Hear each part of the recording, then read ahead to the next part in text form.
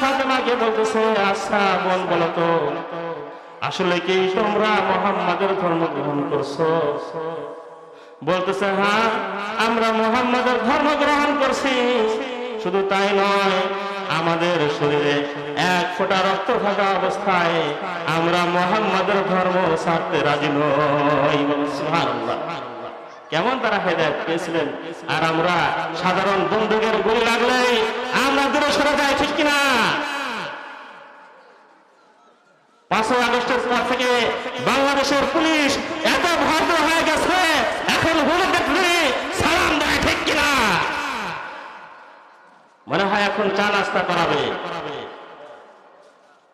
মুসলমান ভাই বন্ধুরা, আল্লাহ তাআলা পরিবর্তন করা মালিক কে? আল্লাহ। কি অবস্থা? 2041 সাল পর্যন্ত ক্ষমতা থাকবে আমরা মোটামুটি বিশ্বাস করছিলাম।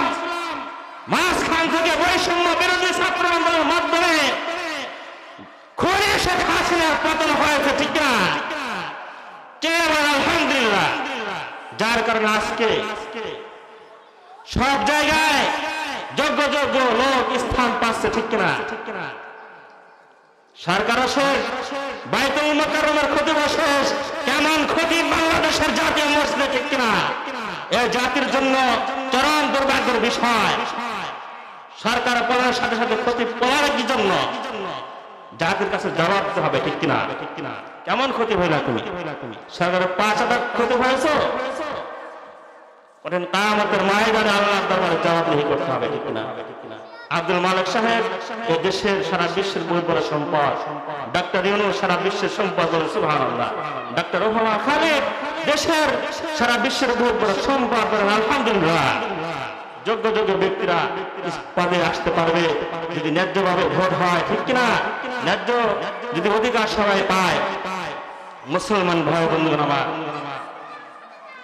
এজন্য যে কোনো অবস্থায় আমাকে আপনাকে কোরআনের পক্ষেই থাকতে হবে, ঠিক কিনা?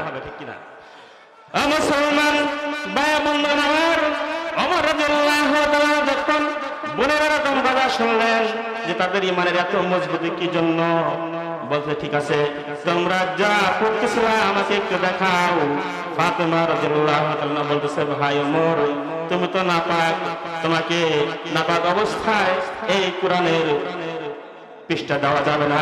বলে সুবহানাল্লাহ, ওযু করে আসো। ওযু শিক্ষা দিলেন, হযরত ওমর ওযু করলেন। এবার ফাতেমা একটা চামড়া দিলেন। তখন তো এরকম কাগজ ছিল না, চামড়া, এরকম হাড্ডি, এরকম পাথর, বিভিন্ন জায়গায় কোরআনের আয়াত সূরা লিপিবদ্ধ থাকতো। বলে সুবহানাল্লাহ। একটা চামড়া দিলেন, ওই চামড়ায় সূরা তাহা লেখা ছিল। হযরত ওমর রাদিয়াল্লাহু তাআলা সূরা তাহা তেলাওয়াত করা শুরু করলেন। কয়েক আয়াত পড়ার পরে তার হৃদয় এত নরম হয়ে গেল, চক্ষু দিয়ে পানি বের হলো। সঙ্গে সঙ্গে কালেমা পড়লেন, আশহাদু আল্লা ইলাহা ইল্লাল্লাহু ওয়া আশহাদু আন্না মুহাম্মাদার রাসূলুল্লাহ। চিল্লায়ে বলেন সুবহানাল্লাহ। এবার ওমর বলতেছে, সাইয়েদ শোনো, তোমাদের মুহাম্মদ কোথায়? তার দরবারে আমাকে নিয়ে চলো, আমি মুহাম্মদ সাল্লাল্লাহু আলাইহি সাল্লামের সাথে সাক্ষাৎ করব। এবার সাইয়েদ রাদিয়াল্লাহু তাআলা আমারকে নিয়ে মুহাম্মদ সাল্লাল্লাহু আলাইহি সাল্লামের দরবারে চলছেন। মুহাম্মদ সাল্লাল্লাহু আলাইহি সাল্লাম ওই সময় সাফা পাহাড়ের নিকটবর্তী স্থান দারে আরকাম, এখানে বড় বড় সাহাবায়ে কেরামদেরকে নিয়ে, হামজার মতো সাহাবায়ে কেরামদেরকে নিয়ে পরামর্শ করতেছিলেন, দিনী আলোচনা করতেছিলেন।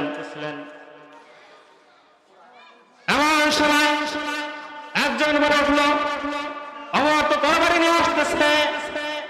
মুহাম্মদ সাল্লাল্লাহু আলাইহি সাল্লাম বলে, ঠিক আছে ওমরকে আসতে দাও, তোমরা কিছুই বলো না। আমির হামজা রাদিয়াল্লাহু তাআলা বললেন, ওমর যদি ভালো উদ্দেশ্যে আসে তাহলে আমরা স্বাগতম জানাইবো, আর খারাপ উদ্দেশ্যে আসে তাহলে তার তরবারির দ্বারাই তার কল্লা কেটে নিব। বলেন সুবহানাল্লাহ। এবার ওমর রাদিয়াল্লাহু তাআলা ঘরের মধ্যে প্রবেশ করলেন। প্রবেশ করার পরে বিশ্বনবীর কদম মোবারকে তরবারিটা রেখে দিলেন। আর বিশ্বনবী সাল্লাল্লাহু আলাইহি সাল্লাম ওমরের বুকে ধরে বললেন, হে ওমর, আর কতদিন কোরআনের বিরোধিতা করবা, ইসলামের সাথে শত্রুতামি করবা, আস্তে আস্তে ভালো হয়ে যাও। সুবহানাল্লাহ। এবার ওমর রাদিয়াল্লাহু তাআলা আনহু বিশ্বনবীর পা ধরে বলতেছে, আমাকে কালেমা পাঠ করে দিন, লা ইলাহা ইল্লাল্লাহু মুহাম্মাদুর রাসূলুল্লাহ। বিশ্বনবীর হাতে মুসলমান হয়ে গেলেন। বিশ্বনবী এত খুশি হলেন, নারায়ে তাকবীর লাগালেন। যখন যেই দিন হযরত ওমর রাদিয়াল্লাহু আনহু মুসলমান হলেন, ওই দিন সাহাবায়ে কেরাম যারা তাকবীর দিলেন, মক্কার হতে গলিতে তাকবীরের ধ্বনিতে মুখরিত হয়ে গেল। বলেন সুবহানাল্লাহ। হযরত ওমর রাদিয়াল্লাহু আনহু ইসলাম গ্রহণ হচ্ছে, ইসলামের বিচার প্রথম একটা ধাপ ছিল। বলেন সুবহানাল্লাহ। হযরত ওমর রাদিয়াল্লাহু আনহু ইসলাম গ্রহণ করার পরে বলতেছে, ইয়া রাসূলুল্লাহ, আমরা কি হজের উপর নই? বিশ্বনবী বলেন, অবশ্যই অবশ্যই হজের উপর আছি। তাহলে আমরা গোপনে কি জন্য ইবাদত করব? চলুন প্রকাশ্যে খানে কাবার নিকটে আযান দিয়ে সবার সম্মুখে নামাজ আদায় করব। সুবহানাল্লাহ। হযরতে ওমর ফারুক রাদিয়াল্লাহু আনহু প্রকাশ্যে এসে আযান দিয়ে নামাজ শুরু করলেন। এখন থেকে আর গোপনে ঘরের মধ্যে ইবাদত হবে না। মুসলমান ভাই বন্ধুগণ আমার, এই কোরআন আমাকে আপনাকে বুঝতে হবে। এই কোরআন যদি কোনো ব্যক্তি মানে, ওই ব্যক্তি শান্তি পাবে। কোন সমাজ মানলে সমাজ শান্তি পাবে, কোন দেশ মানলে দেশ শান্তি পাবে। ঠিক কিনা? আগামীর বাংলাদেশ আমরা কোরআনের বাংলাদেশ গড়ার চেষ্টা করবো ইনশাআল্লাহ। এখন আদানের সময় হয়ে গেছে। আমরা আর আলোচনায় এখানে শেষ করছি। আমা তাওফীকি ইল্লা বিল্লাহ। আসসালামু আলাইকুম ওয়া রাহমাতুল্লাহি ওয়া বারাকাতুহু। আল্লাহ রাব্বুল আলামিন সূরা কাহফের শেষের দিকে বলতেছেন, قُلْ لَوْ كَانَ الْبَحْرُ مِدَادًا لِكَلِمَاتِ رَبِّي لَنَفِدَ الْبَحْرُ قَبْلَ أَن تَنفَدَ كَلِمَاتُ رَبِّي وَلَوْ جِئْنَا بِمِثْلِهِ مَدَدًا। আমার এত প্রশংসা, সারা পৃথিবীর মানুষ যদি আমার প্রশংসা করা শুরু করে, তাহলে আমি আল্লাহর প্রশংসা করে শেষ করতে পারবে না। আমরা আল্লাহর প্রশংসা করে শেষ করতে পারবো? আল্লাহ রাব্বুল আলামিন বলতেছেন, সারা পৃথিবীতে যত গাছ আছে সমস্ত গাছকে যদি কেটে লক্ষ লক্ষ কোটি কোটি কলম বানানো হয়, আর যত সাগর মহাসাগর আছে সমস্ত সাগরের পানিকে কালি বানানো হয়, আর আল্লাহ তাআলার প্রশংসা লেখা শুরু হয়ে যায়, এক সময় দেখা যাবে এ সমস্ত সাগরের পানি সব নিঃশেষ হয়ে গেছে, কিন্তু আল্লাহর প্রশংসা লেখা কখনোই শেষ হবে না। সুবহানাল্লাহ। যদি আরো এরকম সমুদ্র আনা হয়, এরকম হাজারো সমুদ্র আনা হয়, সমস্ত সমুদ্রের পানি কালি শেষ হয়ে যাবে, আমার আল্লাহর প্রশংসা কখনো শেষ হবে না। বলেন সুবহানাল্লাহ। এই জন্য সবসময় আল্লাহ শুকরিয়া আদায় করবো। পারবো তো ইনশাআল্লাহ?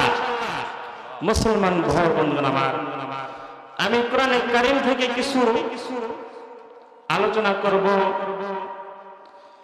যদিও সময় খুব সংকীর্ণ, এরপরও আমি আলোচনা যতটুকু পারি আপনাদের সঙ্গে করব।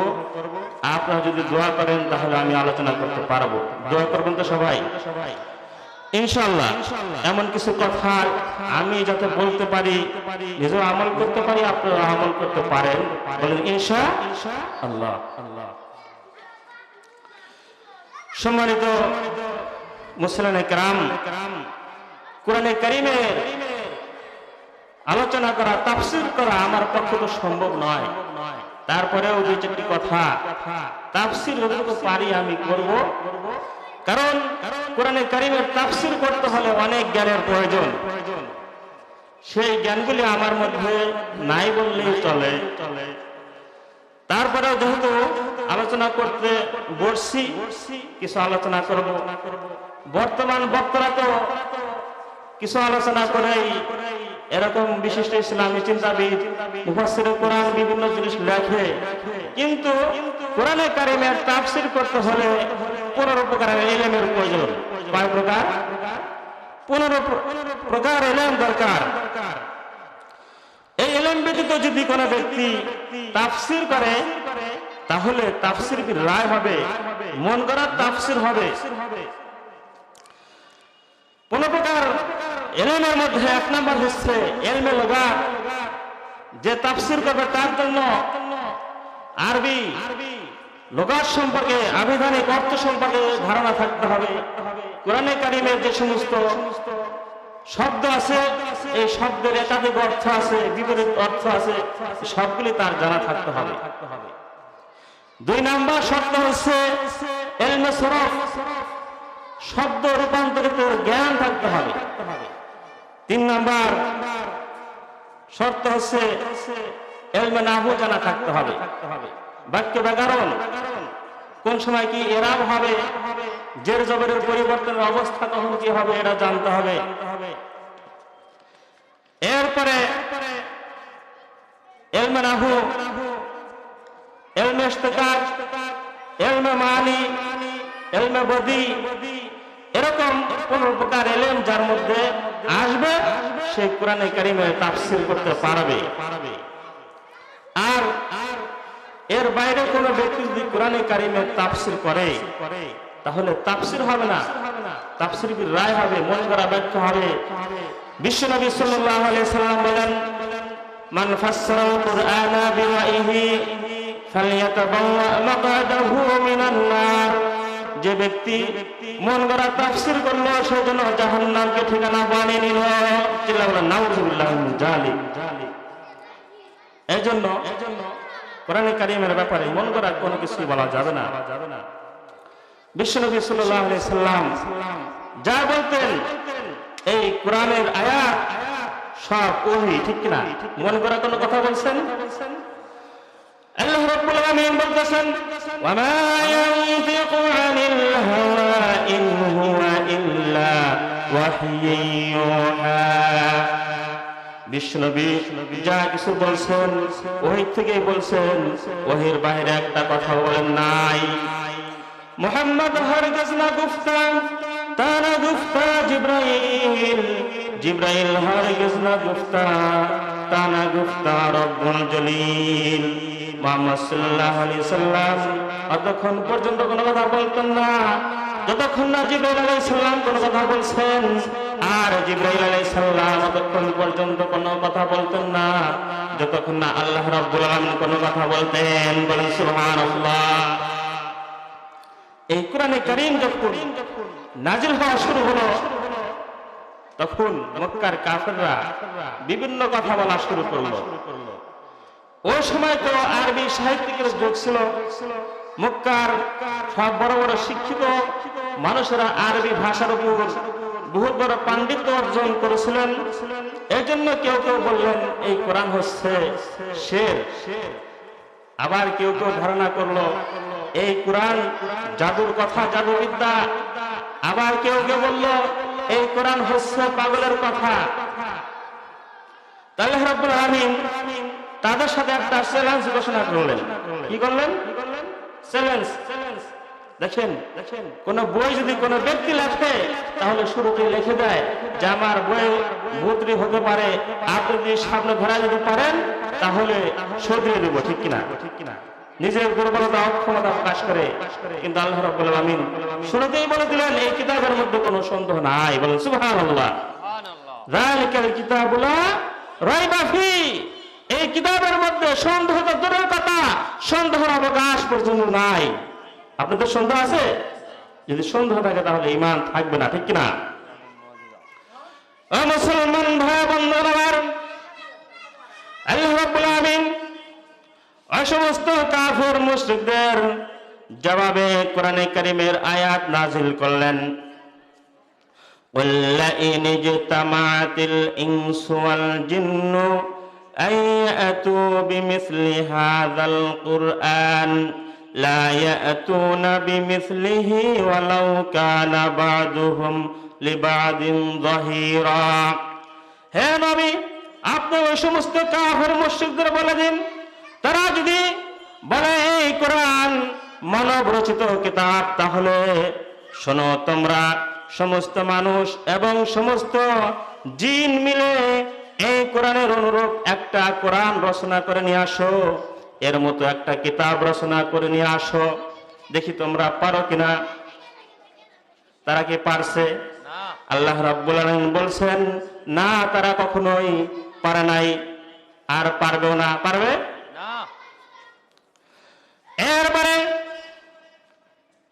আল্লাহ রাব্বুল আলামিন তাদেরকে সহজ একটা প্রস্তাব দিলেন তোমরা তো গোটা কোরআনের মতো একটা কোরআন বানাইতে পারল না তাহলে শোনো আমি ইয়াকুলুনা ইফতারা কুল ফাতু বিআশরি সুওয়ারিন মিসলিহি মুফতারায়াতিন ওয়াদউ মান ইসতাতা'তুম মিন দুনিল্লাহি ইন কুনতুম সাদিকিন তোমরা তো পুরা কোরআন রচনা করতে পারলা না তাহলে শোনো এই কোরআনের 10টা আয়াতের মতো 10টা সূরার মতো সূরা বানিয়ে আনো এরপরে দেখা গেল ওই সমস্ত মক্কার বড় বড় সাহিত্যিক গবেষক পণ্ডিতরা ব্যর্থ হয়ে গেল আনতে পারলো না আল্লাহ রাব্বুল আলামিন একটু হালকা করে চ্যালেঞ্জ করলেন ঠিক আছে তোমরা যেহেতু এই 10টা সূরার মতো সূরাও রচনা করতে পারো নাই তাহলে শোনো ওয়াইন কুনতুম ফি রাইবিম মিম্মা নাযালনা আলা আবদিনা ফাআতু বিসূরাতিন মিন মিসলিহি ওয়াদউ শুহাদাআকুম মিন দুনিল্লাহি ইন কুনতুম সাদিকিন তোমরা পুরা কোরআন আনতে পারো নাই 10টা সূরা আনতে পারো না এখন শোনো আমি মুহাম্মাদের উপর যা নাযিল করছি এর ব্যাপারে যদি তোমরা সন্দেহ করে থাকো তাহলে এর একটা সূরার মতো সূরা রচনা করে নিয়ে আসো আর যদি তোমরা একা না পারো তাহলে তোমাদের সাহায্যকারী যারা আছে তাদেরকে ডেকে নাও আল্লাহ তাআলা ব্যতীত কারণ আল্লাহ তো পারবেনই ঠিক কিনা এরপরেও তারা চ্যালেঞ্জের মোকাবেলা করতে ব্যর্থ হয়ে গেছে আল্লাহ রাব্বুল আলামিন সহজ করে চ্যালেঞ্জ করতেছেন ফালিয়াতু বিহাদিসিম মিসলিহি ইন কানু সাদিকিন শোনো তোমরা গোটা কোরআনের মতো একটা কোরআন বানাইতে পারো নাই 10টা সূরার মতো সূরা রচনা করতে পারো নাই একটা সূরাও পারো নাই তাহলে একটা সেন্টেন্স একটা জুমলা একটা বাক্য বানিয়ে নিয়ে আসো কোরআনের মতো বলেন সুবহানাল্লাহ এরপরেও তারা লাজব হয়ে গেছেন নিশ্চুপ হয়ে গেছেন তারা হতভম্ব হয়ে গেছেন কোরআনের মতো আর কোন বাক্য তারা বানাইতে পারে না বলেন সুবহানাল্লাহ একবার মক্কার বড় বড় সাহিত্যিক পণ্ডিতরা এসে বিশ্ব নবীর দরবারে এসে বলতেছে হে মুহাম্মদ তুমি যে সমস্ত আরবি ইবারত বলো এ সমস্ত ইবারত তো আমরাও বানাইতে পারি বিশ্ব নবী সাল্লাল্লাহু আলাইহি সাল্লাম বললেন তোমরা কেন তোমাদের বাপ দাদা 14 গোষ্ঠী মিলেও এই কোরআনের মতো একটা সূরা রচনা করতে পারবে না তারা বলে ঠিক আছে হে মুহাম্মদ একটা আয়াত দাও ইবারত দাও তার আগে পরে আমরা মিলে সুন্দর করে একটা সূরা রচনা করে আনবো বিশ্ব নবী সাল্লাল্লাহু আলাইহি সাল্লামকে আল্লাহ তাআলা বললেন হে নবী আপনি বেশি না সূরা কাউসারের প্রথম আয়াতটা দিয়ে দেন এবার বিশ্ব নবী সাল্লাল্লাহু আলাইহি সাল্লাম আয়াত দিয়ে দিলেন ইন্না আতাইনাকাল কাউসার এই আয়াতের শুরুতে কি হবে শেষে কি হবে যাও তোমরা সুন্দর করে বানিয়ে নিয়ে আসো তারা এই আয়াতখানি মুখস্থ করলো এবং কাগজে কলমে লিখে নিয়ে গেল এরপরে বড় বড় সাহিত্যিক পণ্ডিতরা বসলো কি করে এই আয়াতের সাথে মিল করে একটা সূরা একটা আয়াত বানানো যায়। সবাই পরামর্শ করলো, বানানো শুরু করলো, কিন্তু বানাইতে গেলে তাদের মাথা গরম হয়ে যায়। এমন একটা আয়াত এর সাথে একটা ইবারত মিলাবে, কিন্তু শুরুতে মিলাইলে শেষে মেলে না, শেষে মিলাইলে শুরুতে মেলে না, শুরুতে শেষে মিলাইলে মাঝখানে মেলে না, সব জায়গায় মিলালে অর্থ মেলে না। তারা অপারগ হয়ে এবার বলতেছে, তাহলে এমন ব্যক্তির উপর যেই আয়াত নাজিল হয় ওই ব্যক্তিকে আবার একটু দেখে আসি, চলো যাই। বলেন সুবহানাল্লাহ। এবার মক্কার বড় বড় সাহিত্যিক আদিব পণ্ডিতরা রাসূলের দরবারে এসে বলতেছে, ইয়া রাসূলুল্লাহ, ইয়া হাবিবাল্লাহ, কেমন আয়াত, কেমন সূরা, আমরা তো এর মতো কোন আয়াত রচনা করতে পারলাম না। তারা বলতেছে, ইন্না আতাইনাকাল কাউসার লাইসা হাযা মিন কালামিল বাশার, এটা কোন মানুষের রচিত কথা হতে পারে না। বলেন সুবহানাল্লাহ। আর আমরা যখন পারলাম না, আর কিয়ামত পর্যন্ত কোন ব্যক্তি, কোন গোষ্ঠী এই কোরআনের মতো কিতাব রচনা করে দেখাইতেও পারবে না। বলেন সুবহানাল্লাহ। তারা বেটু দিয়েছে। বলেন সুবহানাল্লাহ। মুসলমান ভাই বন্ধুগণ আমার, আল্লাহ রাব্বুল আমিন এই কোরআনে কারীম নাযিল করলেন। শুধু নাযিল করাই ক্ষান্ত হন নাই, কোরআনে কারীমের হেফাজতের দায়িত্ব নিয়েছেন। বলেন সুবহানাল্লাহ। নিছেন কিনা বলেন? আল্লাহ রাব্বুল আমিন এই পৃথিবীর মধ্যে মানব জাতির হেদায়েতের জন্য লক্ষাধিক পয়গম্বর প্রেরণ করেছেন। 104 খানা কিতাব নাজিল করেছেন। ছোট ছোট কিতাব এগুলাকে সহিফা বলা হয়। আর বড় বড় 4 খানা কিতাব, তাওরাত, জবুর, ইনজিল। সর্বশেষ কিতাবের নাম হচ্ছে কোরআন। ঠিক কিনা? আজকে সারা পৃথিবীর ইহুদি খ্রিস্টানরা তাদের তাওরাত, জবুর, ইনজিল কিতাবের কোন কপি দেখাইতে পারবে না। পারবে? পারবে না। মুসলমান ভাই বন্ধুগণ আমার, কারণ কি? ওগুলা কিতাবের দায়িত্ব আল্লাহ তাআলা গ্রহণ করছিলেন না, ওই উম্মতদেরকে দিয়ে দিয়েছিলেন। আর তারা ওই দায়িত্ব আদায় করে নাই। তারা নিজ হাতে তাদের কিতাবের মধ্যে পরিবর্তন করে ফেলেছে। যার কারণে এখন পর্যন্ত যে সমস্ত বাইবেল, যে সমস্ত ইঞ্জিল পাওয়া যায়, এগুলা আসল ইঞ্জিল এবং বাইবেল নয়। এই জন্য সমস্ত কিতাব রহিত হয়ে গেছে। বলেন সুবহানাল্লাহ। মুসলমান ভাই বোন আমার, প্রত্যেক নবীকেই আল্লাহ রাব্বুল আমিন কিছু না কিছু মুআজিজা দান করেছিলেন। ঠিক কিনা? হযরত দাউদ আলাইহিস সালামকে এমন মুআজিজা দান করেছিলেন, লোহা যদি হাত দিত, লোহা মোমের মতো গলে যাইত। হযরত দাউদ আলাইহিস সালাম নিজ হাতে লোহা গলায়া যুদ্ধের বর্ম পোশাক বানাইতেন। বলেন সুবহানাল্লাহ। দাউদ আলাইহিস সালামের মুআজিজা ছিল, কিন্তু দাউদ আলাইহিস সালাম দুনিয়াতে নাই, তার মুআজিজাও নাই। আছে? নাই। হযরত মূসা আলাইহিস সালামকে আল্লাহ রাব্বুল আমিন বিশাল একটা মুআজিজা দান করেছিলেন, হাতের লাঠি যদি ছেড়ে দিত সাপ হয়ে যাইত, ধরলে আবার লাঠি হয়ে যাইত। ঠিক কিনা? মূসা আলাইহিস সালাম আজকে দুনিয়ায় নাই, তার লাঠি নামক মুআজিজাও নাই। হাদিস আলাইহিস সালামকে আল্লাহ রাব্বুল আলামিন মুআজিজা দান করেছিলেন, জন্ম অন্ধকে ভালো বানাই দিতে পারতেন, মুর্দা মানুষকে তাজা বানাই দিতে পারতেন, কবরের নিকট গিয়ে বলতেন কুম বিইজনিল্লাহ, আল্লাহর আদেশে দাঁড়িয়ে যাও, সঙ্গে সঙ্গে কবর থেকে মরা মানুষ জিন্দা হয়ে খাড়া হয়ে যেত। বলেন সুবহানাল্লাহ। কথা বলতো। কিন্তু হযরত ঈসা আলাইহিস সালাম নাই। ঈসা আলাইহিস সালামের মুআজিজাও চলে গেছে, তাদের নবুয়তও শেষ হয়ে গেছে, মুআজিজাও চলে গেছে। ঠিক কিনা? কিন্তু বিশ্ব নবীর রিসালাত কিয়ামত পর্যন্ত চলবে। তেনার মুআজিজা, সর্বশ্রেষ্ঠ মুআজিজা হলো কোরআনে কারীম। এই কোরআনে কারীম আজকে প্রত্যেক মুসলমানের ঘরের মধ্যে আছে না নাই? বিশ্ব নবীর মুআজিজা কিয়ামত পর্যন্ত চলতেই থাকবে। বলেন সুবহানাল্লাহ। এর কারণ কি? আল্লাহ রাব্বুল আমিন বলতেছেন, ইন্না নাহনু নাযালনা যিকরা ওয়া ইন্না লাহু লাহাফিজুন। আমি এই কোরআনে কারীমকে নাজিল করছি, আর এই কোরআনে কারীমের হেফাজত আমি আল্লাহ নিজেই করব। বলেন সুবহানাল্লাহ। এই কোরআনে কারীমের হেফাজত করবেন কে? আল্লাহ তাআলা, ঠিক কি না?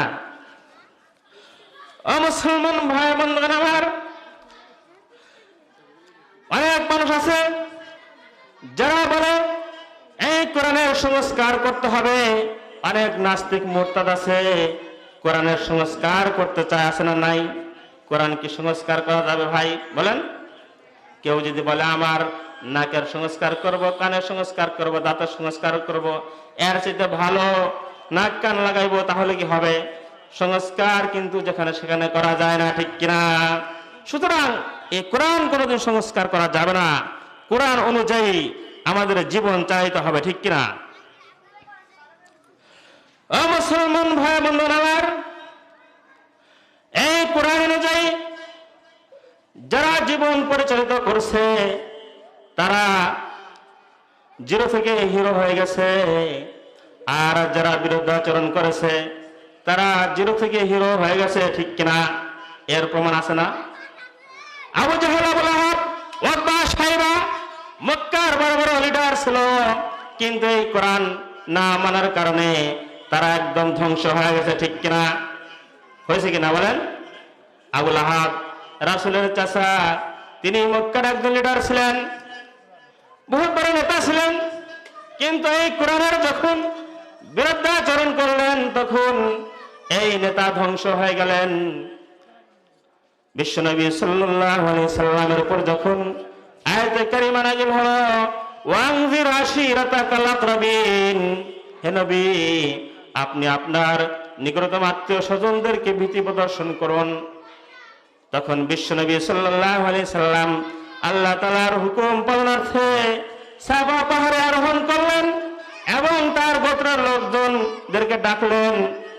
সবাই যখন একত্র হয়ে গেল তখন বিশ্বনবী সাল্লাল্লাহু আলাইহি সাল্লাম বলতেছেন, শোনো, আমি যদি বলি এই সাফা পাহাড়ের অপর সাইডে শত্রু আছে, যখন তখন তোমাদের উপর আক্রমণ করে বসবে, তাহলে কি তোমরা বিশ্বাস করবে? সবাই বলল, হ্যাঁ অবশ্যই বিশ্বাস করব। আপনি তো আল আমিন, আপনি তো আজ পর্যন্ত আমাদের সাথে কখনো কোনো মিথ্যা কথা বলেন নাই, আপনি তো বিশ্বস্ত মানুষ, আপনি যা বলবেন তাই শুনবো। এবার বিশ্বনবী সাল্লাল্লাহু আলাইহি ওয়াসাল্লাম তাদেরকে বলতেছে, দেখো তোমরা যে কুফরি শিরকের মধ্যে লিপ্ত আছো, যে সমস্ত মূর্তি পূজা করতেছো, এগুলা যদি ছেড়ে না দাও তাহলে অচিরেই তোমরা জাহান্নামের আগুনে প্রবেশ করবা। একথা বলার সাথে সাথে ওই আবু লাহাব বলতেছেন, তাব্বাল্লাকা লিহাযা দাউতানা, হে মুহাম্মদ শোনো, এই সমস্ত বাজে কথা বলার জন্য আমাদেরকে ডাকছো, তুমি ধ্বংস হয়ে যাও। মুহাম্মদ সাল্লাল্লাহু আলাইহি ওয়াসাল্লাম ধ্বংস হয়েছে না, দেখেন কোরআনের ডাকে সাড়া দেয় নাই। আল্লাহ রাব্বুল আলামিন বলতেছেন, আমার নবী ধ্বংস হবে না, ধ্বংস তুই হবি, ঠিক কিনা? আল্লাহ রাব্বুল আলামিন সূরা আল-আহজাব নাযিল করে জানিয়ে দিলেন, তাব্বাত ইয়াদা আবি লাহাবি ওয়া তাব, ধ্বংস হোক আবু লাহাব, আর আবু লাহাব ধ্বংস হয়ে গেছে, ঠিক কিনা? মা আনা আনহু মালহু ওয়া মা কাসাব, আবু লাহাবের যে সমস্ত অর্থ সম্পদ আছে এগুলো কিছুই কাজে আসে নাই। ও মুসলমান ভাই বন্ধুগণ আমার, কিতাবের মধ্যে আসছে আবু লাহাব দুনিয়ার দিক থেকে ধ্বংস হয়েছে কেমনে করে। আবু লাহাব তো অন্যান্য সর্দাররা, আবু জেহেল, বড় বড় লিডাররা বদরের যুদ্ধে গিয়ে ইন্তেকাল করেছে, জাহান্নামী হয়ে গেছে, কিন্তু আবু লাহাব বদরের যুদ্ধে যায় নাই। বদরের যুদ্ধের পরে বাড়িতে থাকা অবস্থায় তার অসুখ হলো, মহামারী, এমন রোগ হয়ে গেল তার শরীর পচে গেল। মরে যাওয়ার পরে 3 দিন পর্যন্ত তার নিকটে কোনো আত্মীয় স্বজন কেউ যায় নাই, কারণ মহামারী যদি লেগে যায় ভয়ে কেউ তার ধারে পাশেও যায় নাই। যখন বিভিন্ন মানুষ গালিগালাজ করা শুরু করলো যে তোমাদের এই নেতাকে দাফন করো না কি জন্য, তখন তারা একটা পাথরময় জমিতে এরকম কোনো মতে খুদে একটা বিশাল লাকড়ি দ্বারা টেনে হেসড়ে তাকে ওখানে পাথর ফাঁক থেকে পাথর মেরে মেরে কোনো মতে কবরস্থ করছে। তার নিকটে কেউ যায় নাই, এই আবুল আহাবের নিকটে।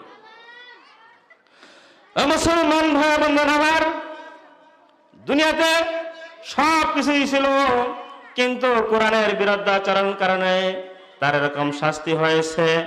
শুধু তাই নয়, আল্লাহ রাব্বুল আলামিন তারপরে বলতেছে আর সে মৃত্যুর পর অবশ্যই জাহান্নামের আগুনে দগ্ধ হবে। চিল্লা বলা নাউজুবিল্লাহি মিন জালিক। লেলিহান আগুনে সে প্রবেশ করবে। এই আবুল আহাব রাসূলের সবচেয়ে বড় শত্রু ছিল। যেখানে দিনের দাওয়াত দিতেন, আবুল আহাব গিয়ে বাধা দেওয়ার চেষ্টা করতো, ঠিক কিনা? তার পরিণতি কি হয়েছে দেখেন। শুধু তাই নয়, আল্লাহ রাব্বুল আলামিন তারপরে আয়াতে বলতেছে ওয়ামরাআতুহু হাম্মালাতাল হাতাব। আর আবুল আহাবের যে স্ত্রী ছিল তার নাম ছিল উম্মে জামিল। কি ছিল? উম্মে জামিল। সে রাসূলের চলাচলের রাস্তায় কাঁটা বিছিয়ে রাখতো, যাতে রাসূলের পায়ে কাঁটা বেঁধে। আল্লাহ তাআলা বলেন তার স্ত্রী যে এরকম কাঁটাযুক্ত খড়ি বহন করে নিয়ে আসতো, সেও জাহান্নামে চলে যাবে। আর তার অবস্থা কেমন হবে? জাহান্নামের অবস্থা হবে ফি জিদিহা হাবলুম মিন মাসাদ। তার গলার মধ্যে জাহান্নামের আগুনের শেকল লাগানো থাকবে। চিল্লা বলেন নাউজুবিল্লাহি মিন জালিক। মুসলমান ভাই বন্ধুগণ আমার, এজন্য কোরআনের পক্ষে থাকবো না বিপক্ষে থাকবো? কোরআনের পক্ষে আমাকে আপনাকে অবশ্যই থাকতে হবে, ঠিক কিনা? দেখেন, ইসলামের দ্বিতীয় খলিফা ওমর ইবনুল খাত্তাব, যিনি একজন উটের রাখাল ছিলেন, সাধারণ মানুষ ছিলেন, তিনি যখন এই কোরআনের কাছে আসলেন তিনি দামি হয়ে গেছেন, ঠিক কিনা? যখন মক্কার কাফেররা দেখলো ইসলামের প্রসার সারা বিশ্বে ইসলাম ছড়ে যাবে, প্রসার হচ্ছে, তখন একটা পরামর্শ বৈঠক ডাকলো। আবু জেহেল বলল, যে মুহাম্মাদের কাল্লায় আনতে পারবে তাকে 1000 স্বর্ণ মুদ্রা এবং 100 উট দান করব। আমার এই পুরস্কার কে নেওয়ার জন্য প্রচুর আছো? তখন ওমর ইবনুল খাত্তাব রাদিয়াল্লাহু তাআলা আনহু দাঁড়িয়ে বললেন, হ্যাঁ আমি আনতে পারবো। ঠিক আছে, নিয়ে আসো, মুহাম্মাদের কল্যাণ নিয়ে আসবা। এবার ওমর ইবনুল খাত্তাব রাদিয়াল্লাহু তাআলা আনহু উন্মুক্ত তরবারি নিয়ে ছুটছেন মুহাম্মদ সাল্লাল্লাহু আলাইহি সাল্লামের কল্যাণের জন্য। কল্যাণ আনলেই তো বিশাল পুরস্কার পাওয়া যাবে, ঠিক কিনা? রওনা দিয়েছেন রাস্তায়। এক ব্যক্তির সাথে সাক্ষাৎ হলো, তার নাম হচ্ছে নাইম। বলতেছে, ভাই ওমর তুমি কোথায় যাচ্ছ? ওমর বলতেছে, আমি মুহাম্মাদের কল্যাণ আনার জন্য যাচ্ছি। এবার ওই নাইম বলতেছে, ভাই ওমর তোমার ঘরের খবর লাও, তোমার বোন ফাতেমা এবং তোমার ভগ্নিপতি সাইদ উবাইদুল ইসলাম গ্রহণ করেছে। ওমরের মাথা গরম হয়ে গেল। কি বলো? আমি তো আগে জানতাম না। তিনি রাসূলের কল্যাণ বাদ দিয়ে তার বোনের বাড়ির দিকে চললেন। ঘরের দরজার ওখানে চলে গেলেন, দেখেন ঘর থেকে কেমন যেন গুনগুন আওয়াজ চলে আসতেছে। বলেন সুবহানাল্লাহ। ওমরের ভাস পেয়ে তারা ভয় পেয়ে গেছে। এবার ওমর বলতেছে, ঘরের দরজা খোলো। তারা ঘরের দরজা খুললো। ওমর বলতেছে, কেমন যেন কোরআনের আওয়াজ শুনতে পাইলাম। সাইদ বলতেছে, না আমরা কথা বলতেছিলাম, ভয়ে একটু মিথ্যা কথা বললেন।